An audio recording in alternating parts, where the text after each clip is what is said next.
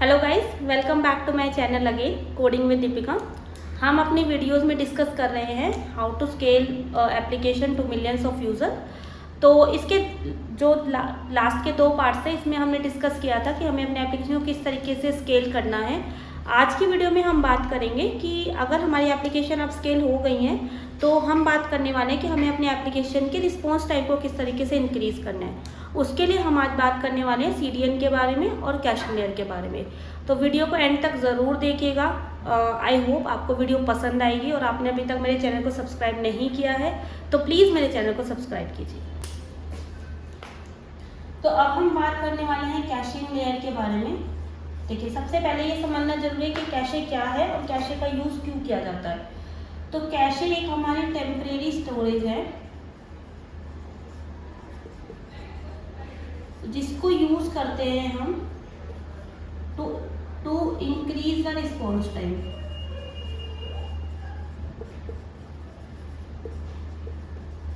जैसे in simple terms हम बोले तो कैशिंग क्या होती है, हमारे सिस्टम की भी कैशिंग मेमोरी होती है जिसमें हमारा कुछ डेटा स्टोर होता है और अगर अब हम अगली बार फिर से उसी पेज को लोड करते हैं तो हमें वो पेज जल्दी एक्सेस हो जाता है। तो सेम उस टर्म्स में कैशिंग का यूज़ हम अपने सिस्टम डिज़ाइनिंग में भी करते हैं।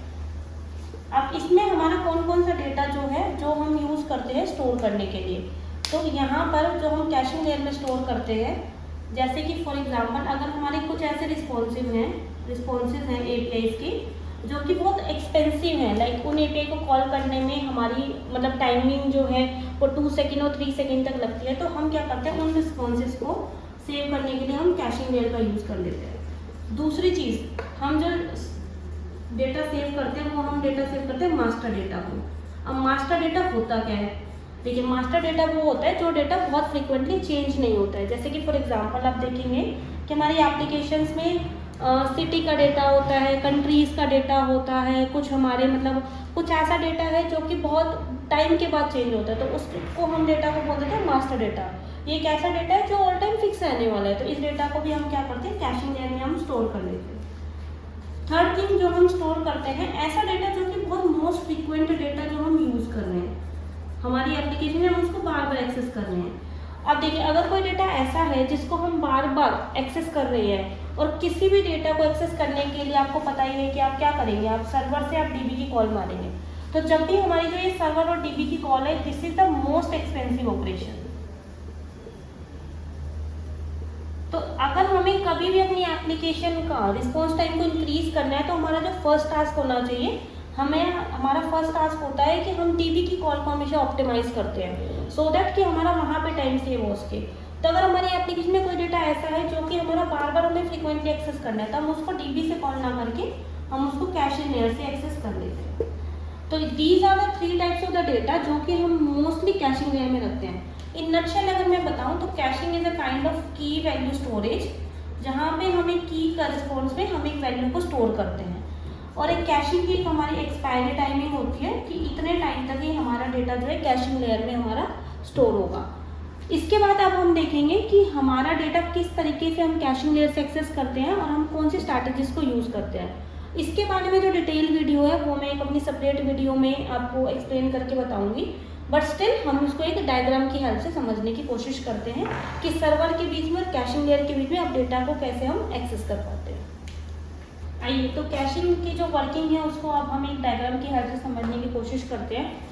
तो आपको केवल इतने पार्ट पे फोकस करना है and then we will come back to this diagram. देखिए, ये है हमारा वेब सर्वर और जिसको जो डेटा एक्सेस करना है वो हमारे DB लेयर से एक्सेस करना है। बट अब हमने अपने सिस्टम में एक कैशिंग लेयर को इंट्रोड्यूस कर दिया, तो जो कैशिंग लेयर है वो हमारे सर्वर और DB लेयर के बीच में एक्ट करेगी। अब देखिए, यहाँ पे वर्किंग किस तरीके से चेंज होगी कि सर्वर जो है सबसे पहले जाएगा कैशिंग लेयर के पास, अगर उसको जो भी डेटा एक्सेस करना है वो कैशिंग लेयर पे जाके पूछेगा कि क्या ये डेटा कैशिंग में एग्जिस्ट करता है। अगर ये डेटा कैशे में एग्जिस्ट करता है तो कैशे से वो डेटा एक्सेस करके सीधा सर्वर के पास वो डेटा रिटर्न हो जाएगा। इस केस में हमारा क्या हुआ, इस केस में हमारी जो कॉल थी वो हमारी DB के पास गई ही नहीं, तो यहाँ से हमारा जो DB कॉल का जो टाइम था वो हमारा सेव हो गया। अब इसका दूसरा सिनेरियो लेते हैं कि मान लीजिए हमारा जो डेटा है वो DB कैशिंग लेयर में नहीं है, तो क्या होगा, तो हमारे पास एक ही ऑप्शन है कि हमें उसे डीबी से एक्सेस करना ही होगा। तो हम क्या करेंगे, सर्वर की जो कॉल है वो डीबी के पास जाएगी और वो डेटा को जो एक्सेस करेगा वो डीबी की हेल्प से एक्सेस हो जाएगा। लेकिन हम इसके साथ ही एक फोर्थ ऑपरेशन जो ऐड कर देंगे कि हमने जो डेटा को एक्सेस किया है क्योंकि वो कैशे लेयर में नहीं था, तो इसको हम बोलते हैं कैशे मिस, कि मतलब डेटा कैशिंग लेयर में नहीं था। और अगर हमारा डेटा कैशिंग लेयर में मिलता है तो उसको हम बोलते हैं कैशे हिट। अब ये डेटा क्योंकि कैशिंग में नहीं था तभी इसकी कॉल हमारे डीबी लेयर के पास गई, तो हमने क्या किया, हमने उस डेटा को डीबी से एक्सेस तो किया ही, लेकिन साथ के साथ हमने उसको डेटा को कैशिंग में भी सेव कर दिया, सो दैट नेक्स्ट टाइम जब भी वो रिक्वेस्ट वापस से कैशिंग लेयर के पास आएगी तो वो वापस से हमारी सर्वर को डायरेक्टली वो हम कैशिंग लेयर से एक्सेस कर सकते हैं और यहाँ पे हमारी डीबी कॉल सेव हो जाएगी। ये जो हमारी स्ट्रैटेजी है इसको हम बोलते हैं रीड थ्रू कैशिंग।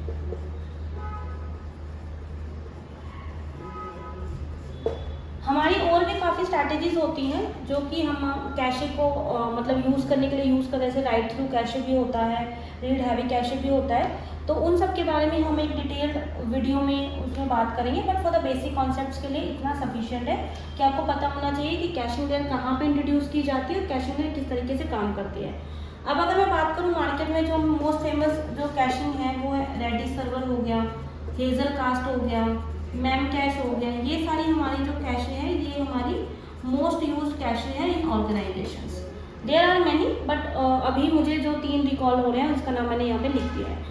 अगर अब हम इस डायग्राम की बात करें जो कि हम स्टार्टिंग से एक्सप्लेन करते आ रहे हैं, तो आपको पता चली गया कि कैशिंग हमारी कहाँ पे प्लेस होगी, सर्वर और हमारे डीबी कॉल के बीच में, और पहले जो डेटा है वो कैशिंग लेयर से एक्सेस किया जाएगा, अगर वो नहीं है देन कॉल जो है वो डीबी लेयर के पास जाएगी सेकेंड स्टेप में, और साथ ही तो कैशिंग में भी स्टोर हो जाएगी।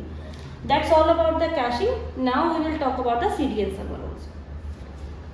अब नेक्स्ट जो हम बात करने वाले हैं वो है हमारा CDN सर्वर। CDN की जो हमारी फुल फॉर्म है वो है कंटेंट डिलीवरी नेटवर्क। CDN की जो मेन वर्किंग है वो है हमारी स्टैटिक कंटेंट को डिलीवर करना। देखिए CDN का हमारे इस एप्लीकेशन में यूज़ क्या है, इसके लिए एक एग्जाम्पल की हेल्प से समझते हैं। आप सबने नेटफ्लिक्स एप्लीकेशन को ज़रूर एक्सेस किया होगा, तो अगर आप देखेंगे तो वहाँ पे हमारे डिफरेंट इमेजेस होती हैं जो कि आप बैनर बोलते हैं, या फिर हमारी जो वीडियो कंटेंट है। तो जो भी हमारा मतलब बेसिकली इमेजेस कंटेंट है, वीडियो कंटेंट है, ऐसा कंटेंट जो स्टैटिक कंटेंट है जो कि हमारा चेंज नहीं होता है, तो वो सारा कंटेंट अगर आप देखेंगे तो अगर आप चाहे उस नेटफ्लिक्स एप्लीकेशन को अगर आप यूएस से एक्सेस कर रहे हो या फिर आप इंडिया से एक्सेस कर रहे हो, आपको सेम टाइम में वो हमारी जो वीडियो है या मूवी है वो हमारी सेम टाइम पे प्ले होती है। तो वहाँ पर हमारा जो सर्वर है जो काम करता है उसको हम बोलते हैं CDN सर्वर। CDN सर्वर क्या होता है, हमारा is a network of servers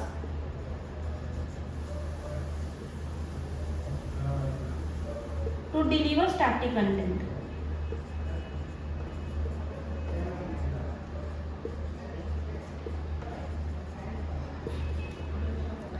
अब क्या होता है कि जो CDN है वो क्या है, हमारा एक नेटवर्क है सर्वर का। तो वो क्या करता है कि जहाँ से भी यूज़र उस कंटेंट को एक्सेस कर रहा है वो देखता है कि उसके क्लोजेस्ट जो CDN सर्वर है वो कौन सा सर्वर एक्सेस है। तो वो ये मतलब जो हमारा डेटा है अगर मान लीजिए वो S3 पे स्टोर है या कोई मेन सर्वर पे स्टोर है, तो उसकी कॉल उस मेन सर्वर पे ना आके जो भी उसके क्लोजेस्ट जो भी CDN सर्वर अवेलेबल होगा वहाँ से वो डेटा सर्व किया जाएगा, जिससे कि जो टाइम है वो डेटा को एक्सेस करने में वो कम से कम लगे। तो अगर हम इसको एक डायग्राम की हेल्प से एक्सप्लेन करें तो this is similar to the caching, कि फर्स्ट ऑफ ऑल क्या होता है कि मान लीजिए एक यूज़र की रिक्वेस्ट है, एक यूज़र है, अगर उसको कोई स्टैटिक कंटेंट एक्सेस करना है और ये है हमारा मेन सर्वर। अब ये हमारा कोई एक सर्वर भी हो सकता है या फिर हमारी S3 लोकेशन भी हो सकती है। अब मान लीजिए अगर हमने बीच में एक CDN सर्वर को एक्सेस कर दे दिया है तो क्या करेगा यूज़र, सबसे पहले क्या करेगा, इस CDN सर्वर पे एक्सेस करेगा। मान लीजिए हमें एक इमेज को एक्सेस करना है, image.png को, तो यूज़र की रिक्वेस्ट CDN सर्वर पर आएगी, क्या ये इमेज अवेलेबल है इस CDN सर्वर पे, अगर अवेलेबल है तो यहीं से वो हमारी इमेज यूज़र को सर्व कर दी जाएगी। इन द सिनेरियो भी अगर मान लीजिए वो इमेज CDN सर्वर पे नहीं है तो ये जो अब हमारी रिक्वेस्ट है वो हमारी जाएगी मेन सर्वर के ऊपर। तो this will call the main server to get the image.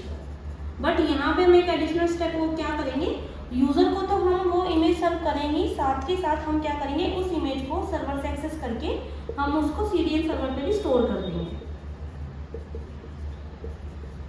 अब सेकेंड टाइम, लेट्स सपोज कि अगर हमारा सेकेंड टाइम पे भी एक यूज़र है, यूज़र 2, जिसको भी सेम इमेज अगर हमारी एक्सेस करनी है, मान लीजिए वो भी सेम मूवी देखना चाहता है और उसके लिए भी सेम इमेज है, तो क्या होगा, क्योंकि ये इमेज अभी जस्ट हमने CDN सर्वर पे स्टोर करी है, तो अब ये जो हमारे यूज़र है, इसको ये जो हमारी इमेज है वो इस सर्वर के पास जाके एक्सेस करने की जरूरत नहीं है, वो इस CDN सर्वर से ही हमारी प्रोसेस हो जाएगी। तो यहाँ पे जो हमारा टाइमिंग था सर्वर को हिट करने का, सर्वर से डेटा लेने का, वो हमारा इस CDN सर्वर से ही एक्सेस हो गया है। और इसी तरीके से हमारे मल्टीपल सर्वर हमारे अलग अलग जियोग्राफिकली लोकेशंस पर होते हैं।